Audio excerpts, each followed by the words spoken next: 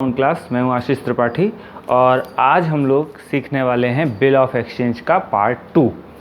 तो bill of exchange के part 2 में हम क्या सीखेंगे, ये बिल ऑफ एक्सचेंज, और पार्ट 2 में हम सीखेंगे when the bill is discounted from the bank.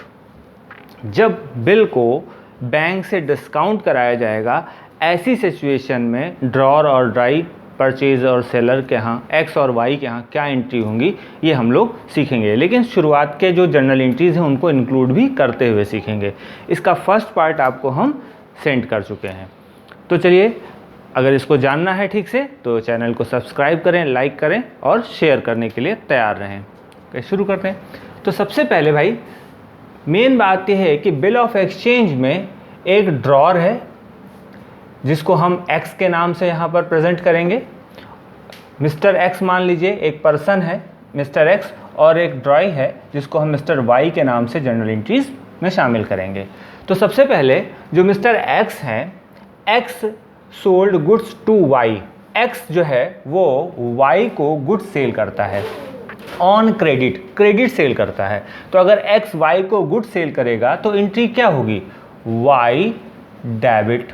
y debit इसलिए क्योंकि गुड्स का रिसीवर कौन है, y, और टू सेल्स, टू हो गया सेल क्योंकि ये गुड्स को सेल कर रहा है। तो गुड्स सेल में गुड्स हिडन और हो गया सेल। यहाँ पर अमाउंट मेंशन कर दिया। ये एंट्री आपको हम पहले बता चुके हैं। तो इसने गुड्स को सेल कर दिया। भाई जब सेल कर दिया, अब चलते हैं थोड़ा सा y बन जाते हैं और y बनकर सोचते हैं y अपनी बुक में सेम कंडीशन में क्या एंट्री लिखेगा। तो अगर हम y बनकर देखते हैं तो y तो गुड्स परचेज कर रहा है, किससे परचेज कर रहा है, x से परचेज कर रहा है। तो अगर x से y गुड्स परचेज कर रहा है तो इसके पास कुछ आ रहा है, क्या आ रहा है, कम्स इन, तो गुड्स परचेज। तो गुड्स परचेज में purchase debit, purchase account debit. तो परचेज को कर दिया हमने डेबिट, गुड्स परचेज को। अब इस गुड्स को किसने दिया है, इसका गिवर कौन है, x है, x ने दिया है तो 2x।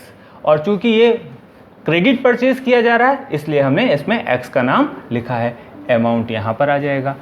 अब y ने तो कह दिया कि भाई हम परचेज तो कर रहे हैं पर हम आपको पेमेंट अभी नहीं कर पाएंगे, हम पेमेंट करेंगे 2-3 महीने के बाद। अब ऐसी सिचुएशन में x को शक हो गया कि ओरल कमिटमेंट है, ऐसा ना हो कल को पेमेंट करने से मना कर दे। तो चलिए एक बिल ड्रॉ किया जाएगा और बिल ड्रॉ करने के बाद उसको ड्रॉ करेगा x और y से उसमें एक्सेप्टेंस ले लेगा, और एक्सेप्टेंस लेने के बाद यहाँ से शुरुआत हो जाती है बिल की। लेकिन x और y, x इसको बिल रिसीवेबल बोलेगा BR, क्योंकि इस बिल का अमाउंट आगे चल के x रिसीव करेगा, और y इसी को BP बोलेगा या बिल पेबल बोलेगा क्योंकि इस बिल का पेमेंट कौन करेगा, y करेगा। तो ऐसी सिचुएशन में ये बिल जहाँ जहाँ जाएगा हमारी एंट्रीज वैसे वैसे मूव करेंगी। तो चलिए सबसे पहले देखते हैं कि जब बिल ड्रॉ किया गया तो बिल ड्रॉ करते समय x अपनी बुक में क्या एंट्री लिखेगा, x receive bill duly accepted by y। जब x बिल रिसीव करता है y के एक्सेप्टेंस के बाद, तो इसके पास अगर वो रिसीव कर रहा है बिल तो जाहिर सी बात है इसके पास बिल आ रहा है, तो BR debit, BR account debit हो गया, बिल रिसीवेबल डेबिट। और 2 क्या हो जाएगा, 2y, क्योंकि गिवर है y इस बिल का, तो गिवर क्रेडिट हो गया। एक इस तरह से भी समझ सकते हैं और इस तरह से भी समझ सकते हैं कि y को हम जो है अगर डेबिट करते हैं पहली एंट्री में तो दूसरे में हम उसे क्रेडिट करेंगे क्योंकि हमने y का अकाउंट क्लोज कर दिया है और बिल का अकाउंट यहाँ पर ओपन कर दिया। यहाँ से एंट्री हो गई बिल की, तो इसलिए y का पर्सनल अकाउंट क्लोज हो जाता है। ये भी टेक्निकल तरीके से हम समझ सकते हैं। अब चलिए देखते हैं y के यहाँ क्या होगा। y ने क्या किया, y ने तो ये बिल दिया है x को एक्सेप्टेंस के बाद। तो अगर y ने x को दिया है तो रिसीवर कौन है, x डेबिट, और y के पास से क्या गोज आउट हो रहा है, बिल पेबिल गोज आउट हो रहा है। तो इसी बिल को ये BP लिखता है तो बिल पेबिल इसके पास से गोज आउट हो रहा है, इसलिए ये हो गया क्रेडिट। तो एक टेक्निक चीज़ ये है एंट्री की, और दूसरा इस तरह से भी समझ सकते हैं कि यहाँ पर हमने x के अकाउंट को ओपन किया था और यहाँ x के अकाउंट को क्लोज कर रहे हैं जस्ट अपोजिट एंट्री करके। जो भी आपको ईजी लगता है उस चीज़ को आप इसको ध्यान में रखिएगा अपने दिमाग में। तो यहाँ तक तो बात समझ में आ गई। अब इस समय बिल है किसके पास, इस समय है बिल एक्स के पास। यहाँ पर यहाँ तक की जो बातें हैं वो हमने आपको पार्ट 1 में भी बताई थी, लेकिन आज नई बात ये है कि क्वेश्चन कह रहा है कि when the bill is discounted from the bank, जब ये बिल एक्स के पास आ जाएगा और एक्स को पैसे की तुरंत ज़रूरत है, उसको 3 महीने वेट नहीं कर सकता। हालांकि वाई तो 3 महीने बाद पेमेंट करेगा, पर वो 3 महीने वेट नहीं कर सकता, उसको अभी पैसे की ज़रूरत है। अब इस इमरजेंसी में वो इस बिल को लेकर जाएगा बैंक के पास और बैंक से कहेगा कि मुझे पैसे की ज़रूरत है, आप इस बिल को ले लीजिए और हमें दे दीजिए पैसे। बैंक सोचेगा कि ये इस समय मजबूर है पैसे लेने के लिए, तो बैंक वहाँ पर एक बात कहेगा, वो कहेगा ठीक है, आपका कितने का बिल है। मान लेते हैं समझने के लिए इजी कि 100 रुपीज़ का बिल है, तो बैंक कहेगा कि ठीक है, आप मुझे 100 रुपीज़ का बिल दे दीजिए, लेकिन हम आपको, चूँकि तुरंत पेमेंट कर रहे हैं इस बिल के बदले, हम आपको सिर्फ 90 रुपीज़ का पेमेंट करेंगे। इसका मतलब है कि हम 10 रुपीज़ का पेमेंट आपको नहीं करेंगे और वो डिस्काउंट हो जाएगा। ये लॉस आपको उठाना पड़ेगा अगर आपको अभी पैसे चाहिए तो जिस डेट पर ये बिल ड्रॉ किया गया उसी दिन एक्स उस बिल को लेकर चला गया बैंक के पास, तो x discounted the bill from the bank, और एक्स इस बिल को डिस्काउंट कराने के लिए बैंक के पास जाता है। जब ये बैंक के पास जाता है तो इसको बैंक से क्या रिसीव हो सकता है, कैश रिसीव होगा, या हम इसकी जगह बैंक भी लिख सकते हैं। बैंक के अकाउंट में पैसे भी आ सकते हैं, कैश में उसके आ सकता है, तो ये हो गया डेबिट।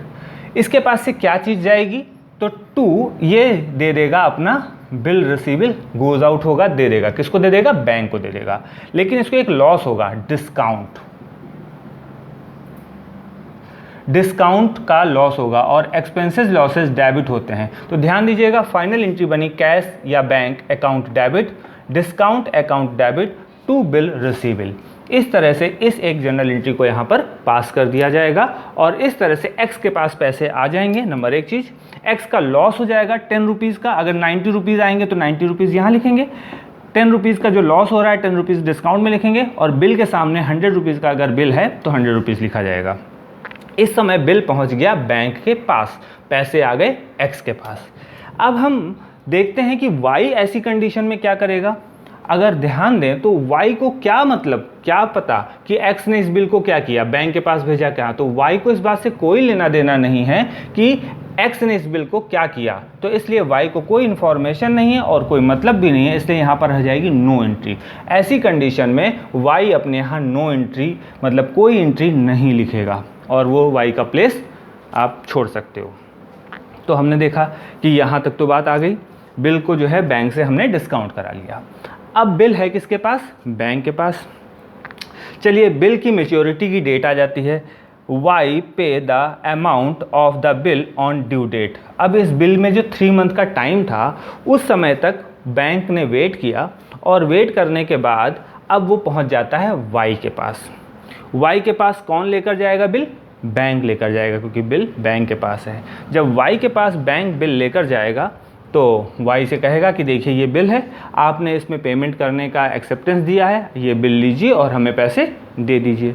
चलिए, वाई कहता है ठीक है, आप मुझे बिल दीजिए। तो इसके पास बीपी अकाउंट डेबिट आ गया, बिल आ गया वाई के पास, और वाई ने क्या पेमेंट कर दिया, कैश या बैंक, जिससे भी पेमेंट करना चाहे तो वो उसने पेमेंट कर दिया, और पैसे जो है वो वाई के पास से चले गए। कहाँ पर चले गए, बैंक के पास चले गए। तो मैच्योरिटी डेट पर अगर बिल का पेमेंट वाई कर देता है तो बीपी रिसीव करेगा और पेमेंट कर देगा। ऐसी सिचुएशन में एक्स के यहाँ क्या एंट्री होगी, एक्स के यहाँ नो एंट्री होगी, क्योंकि एक्स को कोई मतलब नहीं है, ये पेमेंट तो बैंक और वाई के बीच में हो रहा है, इसलिए एक्स को ऐसी सिचुएशन से कोई लेना देना नहीं है।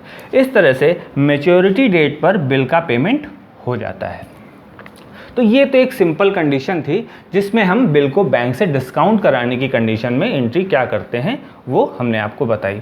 अब एक ट्विस्ट है इसमें, बात यह है कि वाई अच्छा इंसान था, उसने पेमेंट कर दिया, कल को वाई विलन निकल जाए, वो कहते भैया ऐसा है मेरे पास अभी पैसे नहीं हैं और हम आपको बिल का पेमेंट नहीं कर सकते, तो इस कंडीशन को बोलेंगे बिल डिसऑनर्ड। उसको ऑनर नहीं दिया, उसको डिसऑनर्ड कर दिया, पेमेंट करने से मना कर दिया।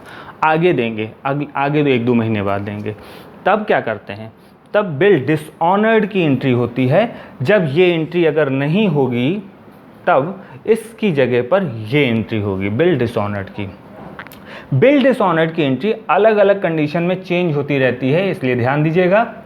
बिल जब बैंक से डिस्काउंट कराएंगे तब डिसऑनर्ड अलग होता है, और जो पहले वाले पार्ट में सिखाया था वहाँ डिसऑनर्ड अलग था। अब बिल डिसऑनर्ड का मतलब है कि फिर वापस स्टोरी, बिल को लेकर गए वाई के पास और वाई से कहा पैसे दीजिए, वाई ने कहा सॉरी पेमेंट नहीं कर सकते। ऐसी सिचुएशन में जो है वो इसके पास बिल तो आ जाएगा, बिल तो वाई ले लेगा, पेमेंट करे या ना करे दोनों कंडीशन में बिल वाई ले लेगा, और 2x का नाम ध्यान दीजिएगा, बिल डिसऑनर्ड में 2x का नाम लिखा जाएगा, और इसलिए बीपी अकाउंट डेबिट 2x यहाँ पर एंट्री हो जाती है। लेकिन क्वेश्चन में अगर ये बात इंक्लूड कर दें कि डिसऑनर्ड विद नोटिंग चार्जेस, अगर डिसऑनर्ड विद नोटिंग चार्जेस होता है तो हम नोटिंग चार्ज को यहाँ पर डेबिट भी करते हैं। ये बात ध्यान रखिएगा, क्वेश्चन में नोटिंग चार्ज आए तो यहाँ पर बिल का अमाउंट मान लिया 100 रुपीज़ का बिल था, नोटिंग चार्ज 10 रुपीज़, तो 110 हो गए क्रेडिट, तो 110 और 110 क्रेडिट। इस तरीके से नोटिंग चार्ज की एंट्री कर दी जाती है, थोड़ा सा याद रखने वाली चीज़ है आपके लिए। और यहाँ पर क्या है, बिल डिसऑनर्ड होगा तो हम y को डेबिट कर देंगे, इसलिए y को डेबिट कर देंगे क्योंकि y जो है, और टू बैंक लिख देंगे। यहाँ पर इंपॉर्टेंट बात है अमाउंट प्लस नोटिंग चार्ज, यहाँ पर जो अमाउंट लिखा जाएगा वो अमाउंट और नोटिंग चार्ज को ऐड करके लिखा जाएगा। मतलब अगर बिल आपका मान लेते हैं कि बिल का अमाउंट 100 रुपीज़ है और नोटिंग चार्ज 10 रुपीज़ है, तो यहाँ पर 110 से एंट्री की जाएगी, और यहाँ पर बिल का अमाउंट 100 रुपीज़ और यहाँ 10, और यहाँ पर हो जाएगी एंट्री 110 की। तो अगर आप ऐसा एज्यूम कर लेते हो तो इस तरह से ये डिसऑनर्ड की एंट्री हो जाएगी।